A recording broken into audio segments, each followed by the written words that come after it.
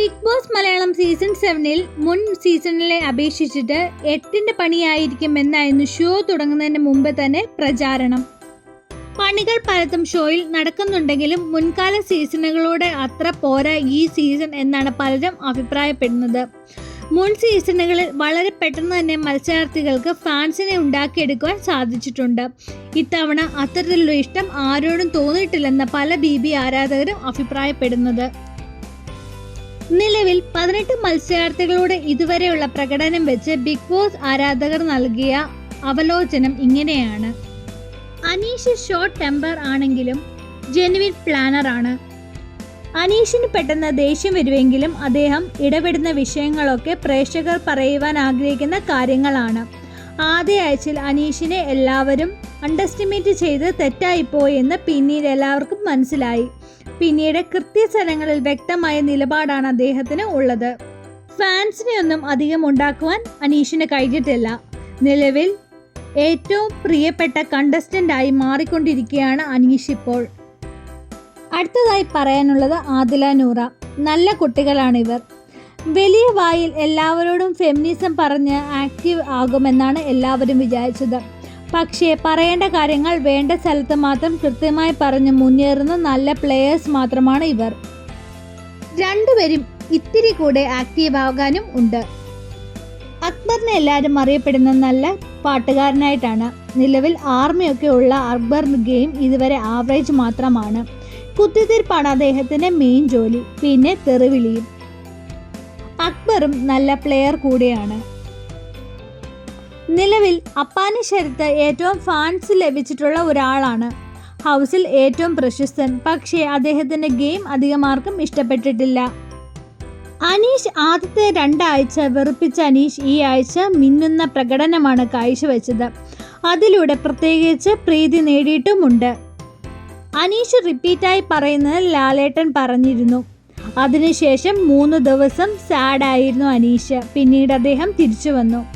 ഒരുപോലെ ഹേറ്റേഴ്സും ഒരുപോലെ ഫാൻസും ഉണ്ടാക്കി എടുത്തിട്ടുമുണ്ട് അനീഷ് ഇപ്പോൾ. നിലവിൽ അനുമോൾ നല്ല പ്ലെയറാണ്.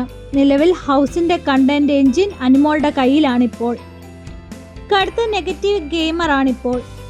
അതുകൊണ്ട് തന്നെ നെഗറ്റീവിസമാണ് കൂടുതൽ വരുന്നത്. പുറത്ത് ഏറ്റവും ഹേറ്റ് വരുന്ന പ്ലാനർ കൂടെയാണ്. പക്ഷേ കണ്ടന്റ് മൊത്തം കഴിഞ്ഞ് 2 ആഴ്ച വട്ടം ചുറ്റി നടന്നത് അനുമോളെ പറ്റിയാണ്. ആര്യൻ ഒരു ക്രൂക്കഡ് ഗെയിമറാണ്. എല്ലാവരോടും പുച്ഛം ഒഴിവാക്കിയ നല്ല ഗെയിമറാകുവാൻ അദ്ദേഹത്തിന് സാധിക്കും. ഇപ്പോൾ ആര്യനെ ചുറ്റിപ്പറ്റി പല പ്രശ്നങ്ങൾ നടക്കുന്നു. അദ്ദേഹത്തിന് ഇപ്പോൾ ഹേറ്റേഴ്സിൻ്റെ എണ്ണവും കൂടിയിട്ടുണ്ട്. ശൈത്യ കഴിഞ്ഞ ദിവസം സ്വന്തം സ്റ്റോറി പറഞ്ഞപ്പോൾ ആര്യൻ ചിരിച്ചതാണ് പ്രശ്നമായത്. അത് വലിയ വഴക്കിൽ അവസാനിച്ചു. ബിന്നി ഒരു സേഫ് ഗെയിമറാണ്. ഒരു ഗുണവുമില്ലാത്ത ക്രൂക്കഡ് ഗെയിമർമാരിൽ ഒരാൾ. ചില കാര്യങ്ങൾക്കൊക്കെ തിരികൊളുത്തിയത് ബിന്നിയാണ്. പക്ഷേ ആരും അത് ശ്രദ്ധിച്ചില്ല. പുള്ളിക്കാരി നല്ലൊരു ഗെയിമർ കൂടെയാണ്. ജിസയിൽ നിലവിൽ നല്ല ഹൗസിലെ ഏറ്റവും നല്ല ഗെയിമറാണ്. ഹൗസിൽ മിക്കവരുടെയും ഇഷ്ടം പിടിച്ച് പറ്റിയിട്ടുമുണ്ട് അവൾ. ഒപ്പം പ്രേക്ഷകരുടെയും ആര്യനുമായുള്ള ബ്ലേഡി ഫ്രണ്ട്ഷിപ്പാണ് നെഗറ്റീവ് കൂട്ടുവാൻ സാധിക്കുന്നത്. ഒറ്റയ്ക്ക് കളിച്ച ബിഗ് ബോസിൽ വിന്നറാകുവാൻ സാധിക്കാൻ കെൽപ്പുള്ള ഒരു വ്യക്തി കൂടിയാണ് ജിസേൽ. ഹൗസിൽ ആൺ പെൺ വ്യത്യാസമില്ലാതെ എല്ലാവരോടും അടുപ്പമുണ്ട് ജിസേലിന്. പക്ഷേ ഒറ്റയ്ക്ക് പ്ലേ ചെയ്യണം. ബിഗ് ബോസ് സീസൺ 7-ലെ നല്ലൊരു ഗെയിമറാണ് നിവിൻ. അടുത്ത് ബിഗ് ബോസ് മെറ്റീരിയൽ കൂടെയാണ് നിവിൻ. എല്ലാവർക്കും പ്രിയങ്കരനാണ്. ഇത്തിരി ഫെമിനിൻ ആണെങ്കിലും പോസിറ്റീവ് ആക്കിയ പ്ലാനർ കൂടെയാണ് നിവിൻ. Super gamer. ഇടയ്ക്ക് ചില കൗണ്ടറൊക്കെ രസകരമാണ്. പ്രധാനമായിട്ടും നെഗറ്റീവ് ക്രിഞ്ച് കളികൾ ഇടയ്ക്ക് കളിക്കും. പിന്നെ ഒരുമാതിരി ക്യൂട്ട്നെസ് വാരി വിതറും. അത് മാറ്റി നിർത്തിയ നിവിൻ നല്ല സൂപ്പറായി ഗെയിമറാണ്. ഒനിയിൽ വളരെ വീക്ക് കണ്ടസ്റ്റൻ്റ് ആണ്. റെനയായിട്ടുള്ള ഇഷ്യൂ മാത്രമാണ് കണ്ടന്റ്. അത് തന്നെ അഭിഷേക് കൊളുത്തിവിട്ടതിൽ പിടിച്ചു കയറിയതാണ്. തർക്കിച്ചു നിൽക്കുവാൻ അറിയില്ല. പെട്ടെന്ന് ടെമ്പർ വിട്ടു പോകും. പോയിന്റ്സ് വെച്ച് തർക്കിക്കുവാൻ അറിയില്ല. ഈ അടുത്ത് തന്നെ അദ്ദേഹം പുറത്തു പോകും. വളരെ ഇമ്മച്ചുവറായ ഒരാളാണ് റെന ഫാത്തിമ. തുടക്കത്തിൽ വന്നപ്പോൾ വളരെ പ്രതീക്ഷയുള്ള കണ്ടസ്റ്റന്റ് ആയിരുന്നു. പക്ഷേ ബാക്കിയുള്ളവർ പറയുന്നത് കേട്ട് തുള്ളുന്നത് പോലെയാണ് എല്ലാവർക്കും തോന്നുന്നത്. പിന്നെ വെറുതെ വായിട്ടലയ്ക്കും. റെന പക്ഷേ കുറേ നാൾ പിടിച്ചു നിൽക്കും. ഒരുപക്ഷെ ഒരു 70-75 ദിവസമൊക്കെ അദ്ദേഹം പിടിച്ചു നിൽക്കും. ബിഗ് ബോസ് സീസൺ 7 പ്രതീക്ഷയുടെ കണ്ടന്റ് ആയിരുന്നു രേണുസുതി. ബിഗ് ബോസ് സീസൺ 7 പ്രതീക്ഷയുടെ കണ്ടന്റ് ആയിരുന്നു രേണുസുതി. നെഗറ്റീവ് ഹൗസിൽ കണ്ടന്റ് പുള്ളർ ആകുമെന്നാണ് എല്ലാവരും കരുതിയത്. പുറത്ത് പോസിറ്റീവ് ഇമ്പാക്റ്റ് ഉണ്ടാക്കുവാനുള്ള സുവർണ അവസരമാണ് രേണു നഷ്ടമാക്കുന്നത്.